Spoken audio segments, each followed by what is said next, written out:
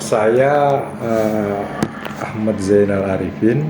Saya sebenarnya dosen di prodi sosiologi, ya, sosiologi umum ya. Jadi kalau di UIN sini ada prodi sosiologi agama, ada sosiologi yang tidak beragama. Nah, saya kebetulan yang tidak, yang umum maksudnya ya. Nanti salah sangka ya, yang umum ya, di Visum. Cuman kebetulan sudah 3 tahun ini ya, 4 tahun ini, tahun terakhir mungkin, semoga ya, saya dipercaya sebagai ketua kepala pusat penelitian. Nah, makanya saya kantornya di sini, harusnya kantornya dari sebelah barat sana di Fakultas Ilmu Sosial. Nah, saya kira itu background pendidikan saya sosiolog, lulusan sosiologi S1. Kebetulan S1 juga di sini perbandingan agama. Kemudian lanjut S2 di CRCS. Tahu ya, CRCS UGM Pasca Sarjana. Ya, ada program CRCS Cross Religion and Cultural Studies. Saya angkatan pertama di sana. Tahun 2000 baru buka ya. Kemudian sempat lanjut S2 ke Amerika ngambil sosiologi, dan terakhir S3 di Australia ngambil sosiologi agama. Ya, jadi ya kaitannya dengan itu. Jadi nanti kalau terlalu jauh materinya melenceng dari keilmuan saya, ya mungkin saya nggak bisa jawab. Ya, saya kira itu cukup ya kenalan ya. Iya. Sanggup. Baik, mungkin bisa kami mulai ya Pak. Kami ingin tahu sebenarnya LGBT itu apa dan mungkin siapa pelakunya gitu. Wah, ini pertanyaannya siapa pelakunya ini? Kalau siapa kan berarti saya harus kenal kan? Enggak, sebenarnya kita ngomongkan istilah secara umum saja ya. LGBT itu apa ya? Kalau mungkin ikut apa ya? Ya paling sederhana kalau kita di dunia akademik ya, rujukannya harusnya selalu di KBBI kira-kira gitu ya. Kamus besar kita mendefinisikan misalnya lesbian, terus apa? B-nya apa? Biseksual dan transgender ya. Itu masing-masingnya apa? Ya, saya kira mungkin secara sederhana ya, saya yakin teman-teman juga sudah paham. Ya, kalau itu kemudian hanya dipahami dalam konteks orientasi seksual kan, ini kan. Yang gay berarti laki-laki sama laki-laki kan, yang lesbian perempuan sama perempuan kan, itu ya. Tidak kemudian menyasar pada persoalan di luar orientasi seksual ya. Kalau hanya terkait orientasi seksual ya saya kira agama jelas-jelas sudah melarang ya. Sudah banyak contoh lah, hampir semua agama samawi ya. Agama samawi ya, Yahudi, Kristen, ya, Islam, ya. Ini kan sudah contoh-contoh Nabi zaman dulunya kan sama. Ya berarti kan ada kisah Nabi Lut misalnya, itu kan sudah apa ya, sudah jawaban yang pasti ya ketika kemudian bicara tentang perilaku seksualnya. Ya. Tapi kalau kemudian bicara terkait hanya pada orangnya, ya ini yang saya kira kontroversi. Hanya kontroversi itu ya saya kira sebagian besar tentu tidak membolehkan membenci orangnya, tapi yang dibenci kan harusnya perilakunya. Ya, ketika kemudian perilakunya diharapkan bisa berubah dan bisa berubah beneran, ya kan berarti tetap meninggalkan atau membuka peluang rahmat lah ya buat dia. Tetapi kalau di awal sudah kita kita hukum, ya saya kira kan berarti kita yang jangan-jangan kita nanti yang jadi Tuhan kan gitu, yang menutup pintu rahmat buat mereka kan. Makanya saya kira kalau dalam konteks kehidupan sosial ya sebenarnya harusnya sih tidak ada masalah ya, kecuali yang dilihat tadi ya orientasi seksual ya. Jadi setahu saya itu sih kalau transgender misalnya, transgender itu apa? Waria ya? Iya. Atau ada makna lain selain waria? Pengetahuan kita dibandingnya Waria. Setahu kami. iya. Waria itu wanita pria. Itu maksudnya apa? Iya. Ya kan sekali-kali saya yang nanya. Masa? Mungkin pria yang berperilakuan seperti wanita. Kalau ada wanita yang berperilakuan seperti pria, tomboy gitu kan? Tomboy, iya. Kan sama kan? Iya. Nah, kalau dalam konteks itu ya, dalam konteks perilaku yang istilahnya positif ya, artinya tidak kemudian terkait dengan orientasi seksual ya, atau dalam kehidupan keseharian lah ya, waria itu dalam pandangan Islam lebih tinggi loh dari perempuan. Oh, iya. Bener nggak? Kenapa Bapak? Loh, kalau ada wanita Iya. dan waria sholat jamaah, yang jadi imam siapa? Harusnya waria. Lah iya waria kan berarti kan tidak boleh perempuan imamnya waria. Berarti lebih tinggi mana? Dalam sholat loh ya, saya dalam sholat. Enggak, artinya ini kan sebenarnya agama sudah memberikan penghargaan ya. Ketika itu bicara terkait dengan kodrat. Ini kan kodrat. Yang kan orang nggak tahu. Orang kan mungkin ada yang yang tidak berharap ya dia akan tumbuh ya badannya laki-laki tapi perilakunya perempuan ya, atau sebaliknya ya. Makanya kondisi ini tidak kemudian dinafikan atau dihilangkan ya, ini realitas Anda ya. Maka fikih kemudian ada istilah khunsa ini ya waria itu. Makanya kalau ada perempuan dan waria mau sholat jamaah kan imamnya waria ya. Artinya kan sebenarnya penghargaan itu cukup tinggi ya untuk eksistensi ya.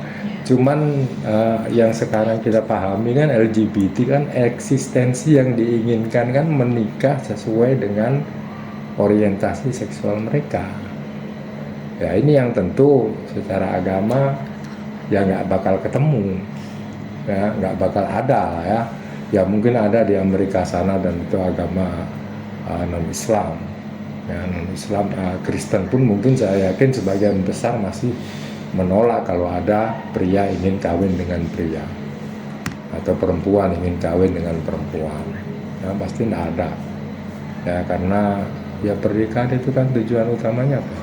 Menikah itu kan. Nah iya, tujuannya berarti kan procreation ya.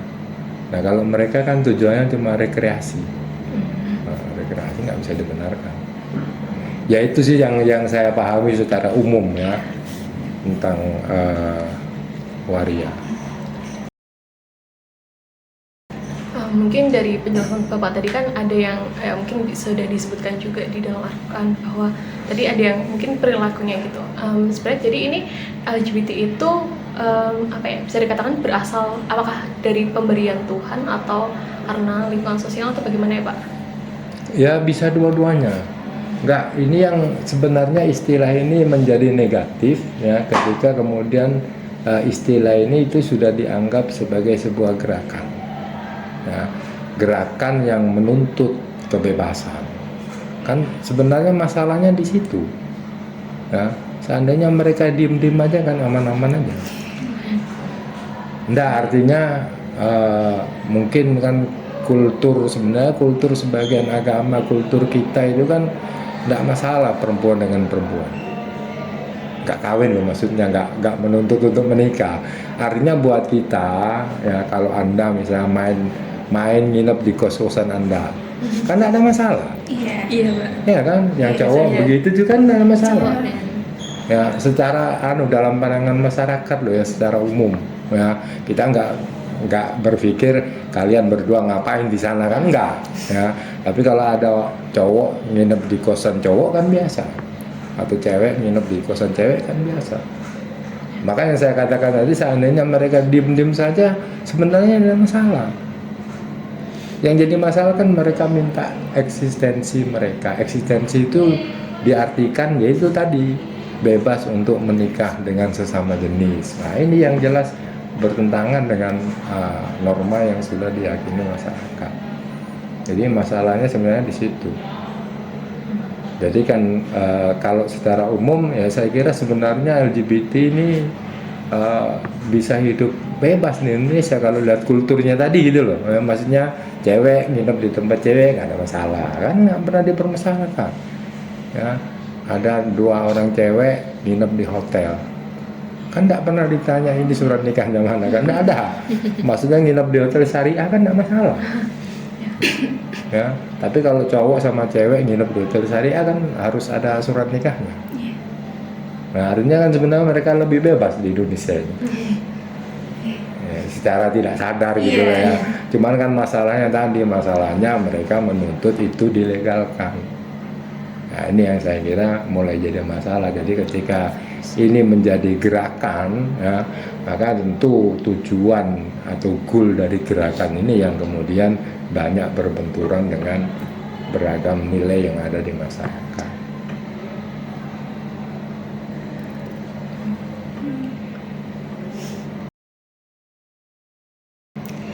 Terus Pak, penyebabnya seseorang bisa melakukan LGBT itu kenapa Pak? Apalagi dia seorang Muslim. Saya nggak tahu ya penyebabnya. Enggak, saya kira ya macam-macam ya.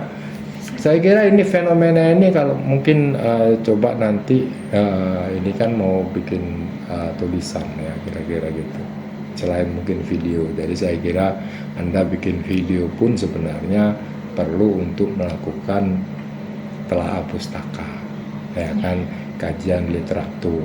Apa sih yang sudah dikatakan orang tentang isu-isu semacam ini ya, karena cukup banyak sebenarnya penelitian ya terkait dengan penyimpangan orientasi seksual ya yang terjadi justru di asrama-asrama mahasiswa muslim misalnya atau di pesantren ya kan ada. Bahkan di beberapa pesantren itu ada istilah-istilah tersendiri ya yang mereka bikin ya, yang itu menggambarkan yaitu hubungan sesama perempuan atau sesama laki-laki, meskipun sekali lagi itu tidak dibingkai ya dalam ya tidak ada resminya kan nggak ada ya, mereka cuman menyimpang gitu aja karena mungkin ya tidak ada yang lain. Nah kan dari istilahnya biasanya pondok yang terlalu ketat ya sangat mungkin memunculkan itu ya, karena ini kan artinya perkembangan manusia ini kan ya mau tidak mau melalui fase itu, ada masa pubertas ya. Ketika dia masa puber kemudian dikekang sedemikian rupa ya, padahal info itu selalu masuk. Nah sekarang pakai HP kan di mana-mana dia bisa mengakses apapun ya, tapi dia tidak bisa secara fisik dilarang ketemu dengan lawan jenis ya, lama-lama mikirnya kan beda, mungkin saja seperti itu. Jadi saya kira ya kompleks lah ya, saya kira ada yang mungkin memang sudah genetis ya, sudah sejak awal punya kecenderungan yang berbeda. Saya nggak tahu karena apa, mungkin bisa saja mungkin karena orang tuanya sangat berharap lahir anak laki-laki, tiba-tiba anaknya perempuan, padahal semua sudah disiapkan laki-laki. Sehingga akhirnya dia dididik secara laki-laki, kan tidak sedikit yang seperti itu juga. Ya, nah, cuman masalah secara spesifiknya seperti apa ya tentu medis ini yang bisa membuktikan ya. Artinya dia memang punya masalah secara genetis atau dia karena pengaruh lingkungan kan yang paling tepat untuk mengatakan semacam itu kan ya melalui penelitian medis ya.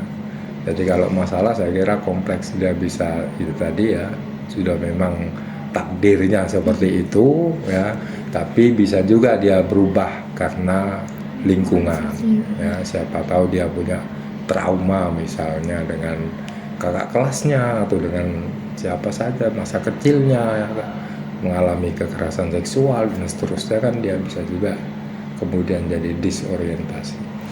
Banyak saya kira itu penelitian yang saya kira penting untuk paling tidak Anda juga bisa menambahkan kira-kira referensi-referensi ya, nanti kan bisa dimasukkan di sebagai narasi juga ya. Menurut ini dalam buku ini beliau mengatakan begini kan bisa. Terima kasih Pak. Kemudian kan kalau dilihat LGBT di Indonesia ini semakin terekspos ya Pak, daripada dulu yang masih tabu atau mereka tuh takut gitu Pak kalau mau mengekspresikan itu. Apa saja ya faktor-faktor yang menyebabkan LGBT di Indonesia ini semakin, atau di dunia ini semakin terbuka gitu Pak? Apa ya? Akhirnya harus penelitian dulu ini. Ya saya kira kebebasan ya. Kebebasan. Ya minimal paling tidak sejak reformasi dulu itu kan keran itu terbuka begitu lebarnya tanpa ada kontrol. Ya, kalau zamannya Orde Baru dulu tidak ada yang berani keluar tanpa desain Orde Baru kira-kira gitu ya. Semua kelompok Islam radikal saja tiarap semua, malah pindah ke Malaysia semua. Begitu reformasi terjadi kan yang di Malaysia pulang ya, termasuk Abu Bakar Basir misalnya kan pulang ya, karena begitu tidak ada kontrolnya di sini, begitu bebasnya. Termasuk juga LGBT saya kira juga merasa menemukan momentum lah ya kira-kira gitu ya. Ya dengan dalih macam-macam lah ya, paling tidak kemanusiaan, paling tidak itu yang dipakai ya. Dan tentu dukungan dana yang luar biasa. Saya nggak tahu dananya berapa, tapi yang jelas pasti ada support dana dari jaringan internasional.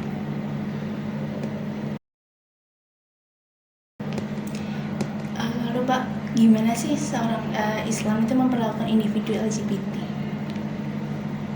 Kayak mungkin kemanusiaan wajib, setiap manusia wajib berinteraksi dengan, tapi kalau memperlakukan individu LGBT yang mana LGBT-nya itu malah mengalami diskriminasi di lingkungan sekitarnya, kita sebagai seorang muslim itu harus gimana? Mungkin karena paradigma masyarakat itu masih tabu terhadap hal itu gitu Pak, jadi mereka tersingkirkan gitu mungkin. Ya saya kira kalau tidak ada hubungannya dengan orientasi seksual mereka, artinya dalam konteks kehidupan keseharian, ya saya kira sudah seharusnya sebenarnya seorang muslim itu ya berlaku adil ya. Karena sebenarnya perilaku jahat pun ya, ketika seseorang itu masih punya iman ya, itu kan nggak bisa kemudian dianggap imannya hilang. Ini ada memang pendapat dari kelompok-kelompok yang keras ya, yang radikal misalnya, yang punya pandangan orang yang berdosa besar keluar dari Islam ya, orang itu keluar dari Islam hanya karena dia berbuat dosa ya. Karena banyak sahabat Nabi, yang nggak banyak deh, ada beberapa lah ya. Sahabat Nabi yang misalnya ada Nuaiman itu sahabat Nabi yang seneng mabuk ya, bahkan mabuknya itu selalu di masjid ya, dan ditakzir ya, dihukum sama Nabi, dicambuk sama Nabi. Tapi kalau disuruh mabuk di luar masjid dia tidak mau, karena dia merasa sangat senang dengan Nabi. Nah, ternyata ada sahabat yang mungkin merasa ya seperti tadi ya, ini ngaku cinta kepada Rasul kok suka mabuk kan gitu ya. Maka ada sahabat yang kemudian mau melaknat dia ya. Melaknat itu apa? Ya mendoakan celaka lah ya kira-kira gitu ya. Nah justru Nabi melarang itu ya, karena bagaimanapun kata Nabi ya, Nuaiman ini sering membuat Nabi tersenyum.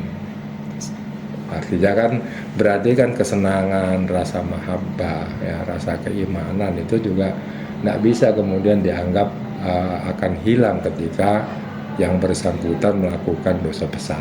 Ya, kayak minuman keras ini kan dosa besar. Nah, zina kan sama, dosa besar juga. Ya, jadi ya dalam konteks ini ya sebenarnya ya orangnya ya harus tetap kita rangkul. Ya, tapi kemudian ya perbuatannya ya sebisa mungkin ya nanti diarahkan. Ya, cuman mengarahkannya ini yang mungkin perlu strategi. Ya kan tidak semua orang punya punya kemampuan yang sama, ya. Malah saya lihat kecenderungan kalau remaja-remaja masjid misalnya, ya, yang banyak kan justru negatif terhadap mereka. Misalnya kalau ada orang mabuk, ya, nggak dirangkul, tapi malah dijauhi, malah nggak boleh deket masjid, kan gitu. Ya harusnya suruh diajak ke masjid, itu mabuk di sini aja gitu maksudnya. Loh, artinya senakal-nakalnya dia, ketika nakalnya itu dia dilakukan di masjid kan pasti beda dibandingkan dia nakal di tempat yang lain. Harusnya begitu ya, termasuk kadang-kadang yang sederhana saja dengan anak misalnya, ya, kalau ada anak main di masjid rame, ya, banyak takbir yang nggak seneng, ganggu kehusuan, ya. Padahal nggak ada anak juga nggak bisa khusyuk. Ya, tapi kan ini jadi masalah. Artinya kan kebiasaan-kebiasaan semacam ini yang kemudian pada akhirnya justru nanti akan ya tadi kita salah dalam menghukumi seseorang. Justru malah kita yang nggak bisa berbuat adil dalam mereka. Ya ini nggak gampang, ya, makanya biasanya kalau dalam tradisi kita itu kedudukan ulama atau kiai, ya, yang punya basis massa orang-orang hitam semacam ini, itu biasanya jauh lebih disegani, ya, karena memang perlu semacam kekhususan lah, ya. Mungkin ilmu-ilmu khusus mungkin, ya, kesabaran dan seterusnya untuk bergaul dengan mereka. Yang viral sekarang kiai muda yang viral sekarang, yang punya masa orang-orang hitam semacam ini. Anda pernah ikut pengajian berarti. Kalau Gus Bahar kan mungkin sudah pernah dengar, ya. Ada Gus Ikdam, beliau dari Kediri. Itu masanya kalau pengajian lebih dari 20.000 ribuan, ya. Ya sudah, ya, tapi ya itu rata-rata yang datang ke sana dia punya majelis taklim namanya Sabilut Taubah. Nanti coba di googling Sabilut Taubah atau Gus Ikdam, ya. Ya pengajiannya sederhana, ya, bahkan ya banyak yang misalnya itu tadi, ya, dia berhenti dari LGBT misalnya, ada juga, ya, kemudian yang tukang parkir, tukang mabuk dan seterusnya, ya belum bisa sholat, ya nggak apa-apa. Artinya kan nggak gampang gitu, ya, membuka sikap semacam itu, ya. Oke, kamu tobat dulu, ya, soal sholatnya nanti nggak apa-apa, yang penting tobat. Kurangi dulu minum seminggu 5 kali, sekarang 3 kali. Nah itu yang kayak yang model-model dakwah yang seperti itu, saya kira yang diperlukan untuk mendekati orang-orang semacam ini. Kalau mau dakwahnya yang keras, frontal, ya lari mereka. Nah ini yang saya kira ya itu tadi, ya pada akhirnya ya tetap harus adil. Mau tidak mau ya harus adil, meskipun itu sulit untuk dilakukan.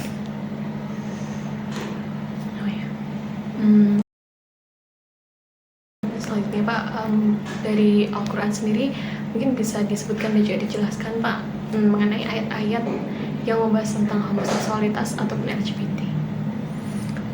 Kalau yang spesifik, saya kira ya kisah tentang Nabi Lut, ya, yang secara spesifik kemudian menunjukkan Cuman kan yang jadi apa ya, yang bukan masalah, tetapi ini ada satu keistimewaan dari Nabi Muhammad kan begitu ya. Allah tidak akan mengadab seperti nabi-nabi sebelumnya.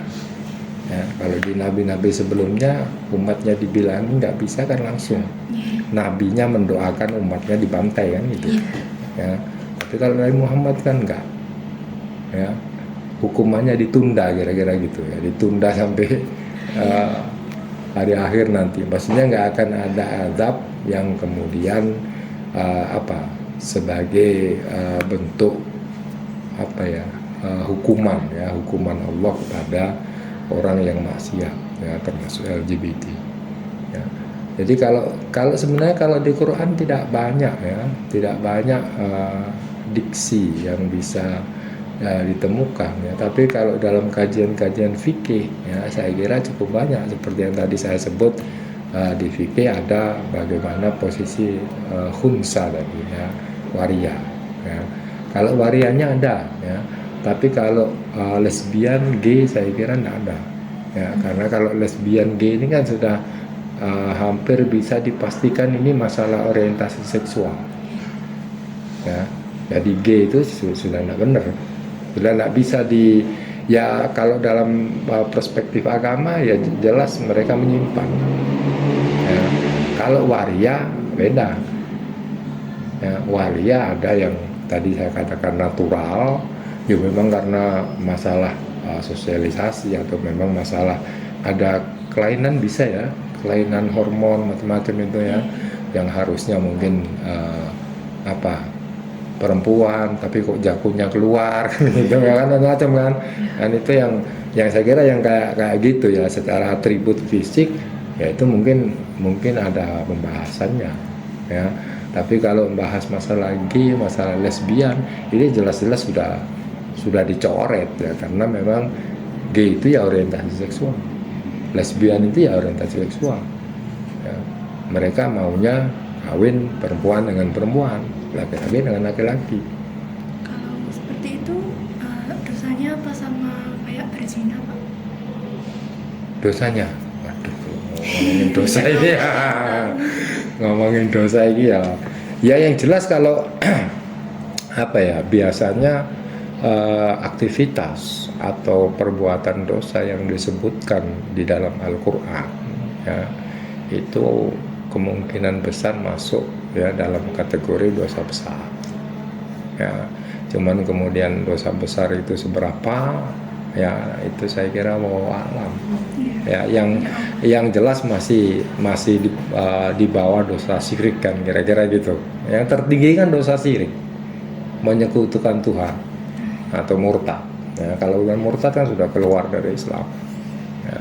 Tapi ya seberat apapun itu ya saya kira tidak akan sampai pada level syirik ya, kecuali dia mengungkapkan diri ya, saya nggak lagi percaya dengan Tuhan misalnya, dia ngomong begitu ya itu sudah jelas ya.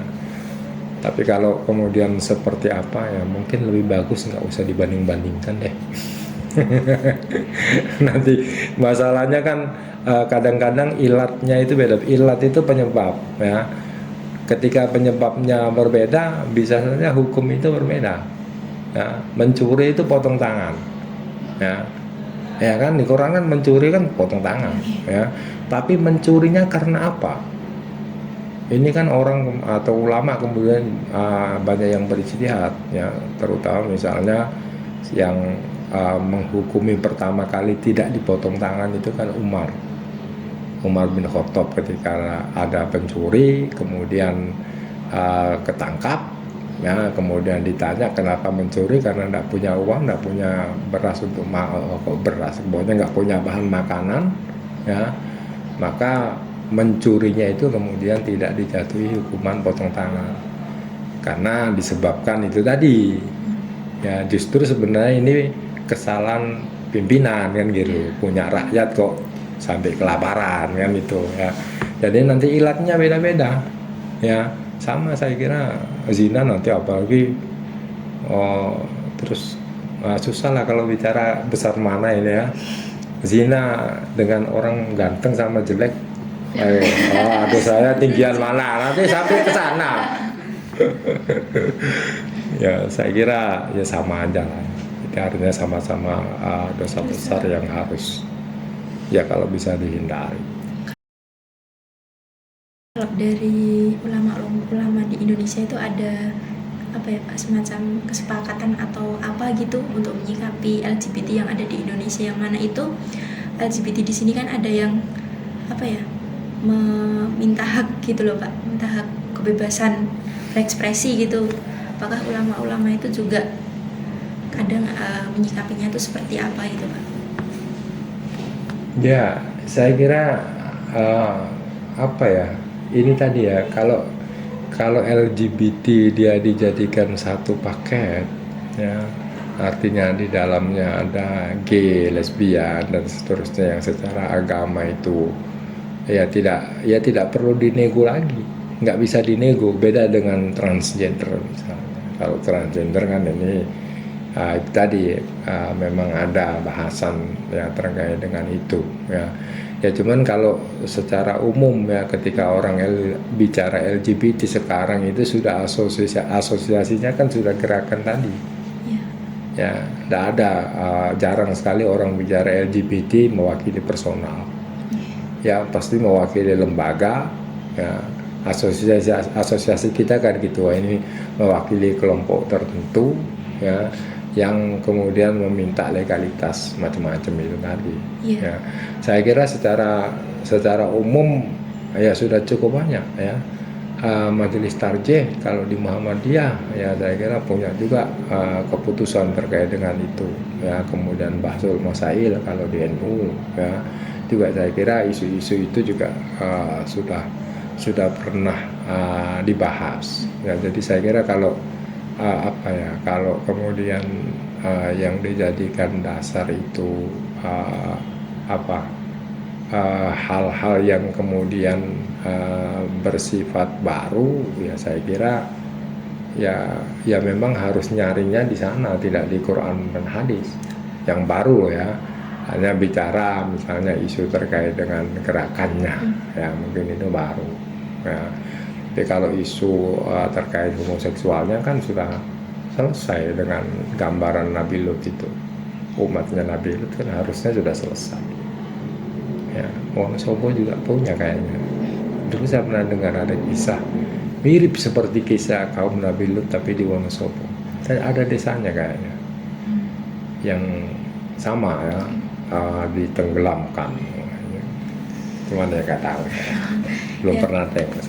Karena mayoritas yang saya baca di media sosial itu pandangan masyarakat terhadap LGBT yang melakukan pergerakan itu tadi itu bukan cuma musuh dalam agama Islam aja gitu Pak. Jadi di semua agama itu mereka kayak memusuhi gitu loh Pak.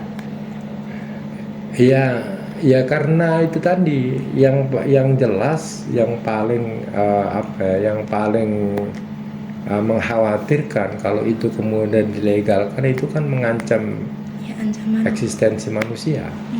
Kalau cowok nikah sama cowok, anaknya dari mana?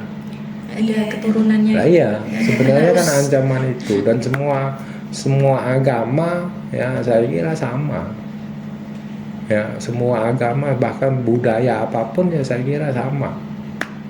Ya, akan tetap memperlakukan ya yang pertama karena ini natural ya, natural orang berhubungan itu ya biar punya anak, punya keturunan. Ya. Jadi tak kira ya memang ya itu tadi. Ya itu tadi karena ini media sosial ya, cuman ya perlu berhati-hati karena apa istilahnya, buzzer itu kan bisa dari mana saja, bisa saja mereka membayar terus seakan-akan kemudian LGBT ini banyak pendukungnya ya, atau sebaliknya ya yang menentang kira-kira jadi banyak, padahal juga mungkin belum nggak tentu juga, karena di masyarakat itu kadang-kadang kalau real kan nggak begitu kelihatan ya, praktek-praktek yang apalagi yang kontroversial misalnya kawin beda agama itu kan banyak sekali yang mempraktekkan dan tidak ada masalah, maksudnya di masyarakat ya, kita nggak bicara perspektif agamanya, tapi praktik itu dilakukan di masyarakat itu banyak sekali. Nah, dan enggak jadi masalah karena masyarakat punya mekanismenya sendiri untuk meredam konflik-konflik yang ada di masyarakat.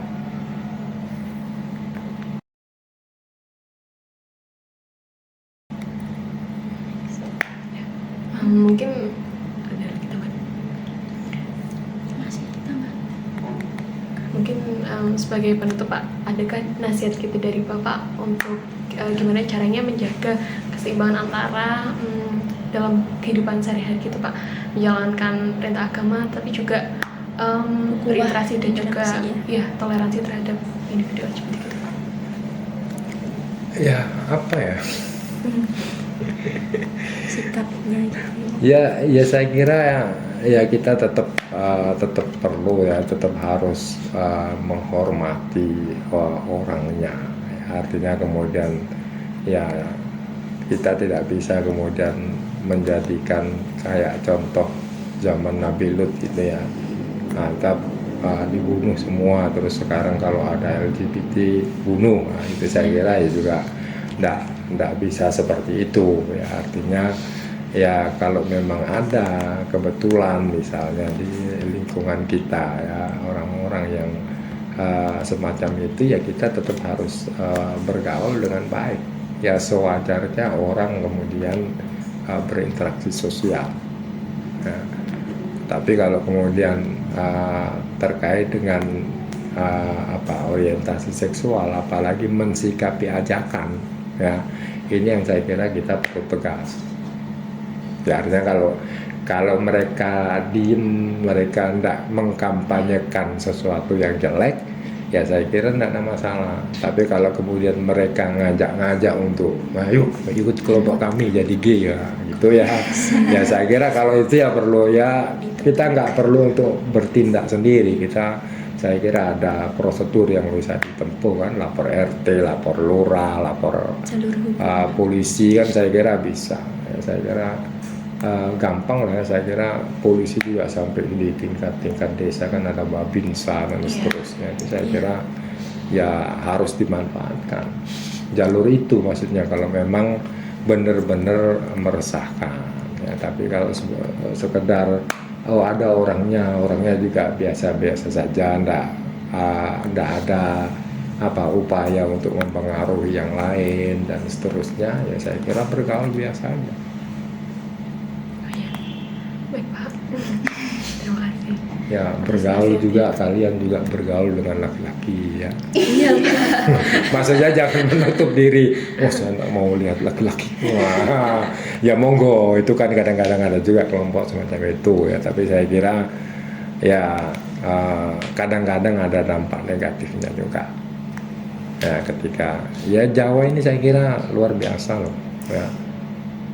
Tapi saya nggak tahu ya, kalau di kita kan nggak pernah ada pengajian dibatasi ini laki-laki perempuan, kan nggak seketat itu ya, karena kita memandang harusnya sudah dewasa.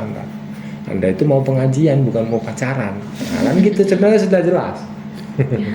Lo kan sama haji itu kan campur. Haji itu kan ibadah tertinggi, tapi laki-laki sama perempuan kalau tawaf ya campur, nggak ada pemisah. Justru di situ letak ujiannya. Bahkan yang pakai niqab harus dibuka. Itu ujiannya tertinggi malah. Kuat nggak kita kira-kira kan gitu. Ya itu saya kira ya ya mungkin perlu membiasakan diri ya dengan hal-hal yang mungkin berbeda dengan kita. Ya kadang-kadang ya perlu lah ya mendengarkan humor-humor yang mengkritik kita gitu kira-kira, biar nggak gampang sensi. Saya kira itu aja.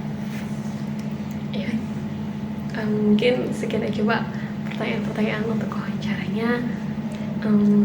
Ya, terima kasih banyak. Gimana penutupnya? Oh jangan lupa tutup ini. Mohon maaf apabila ada pertanyaan atau perilaku kita yang kurang berkenan di hati Bapak, karena kami masih belajar Bapak.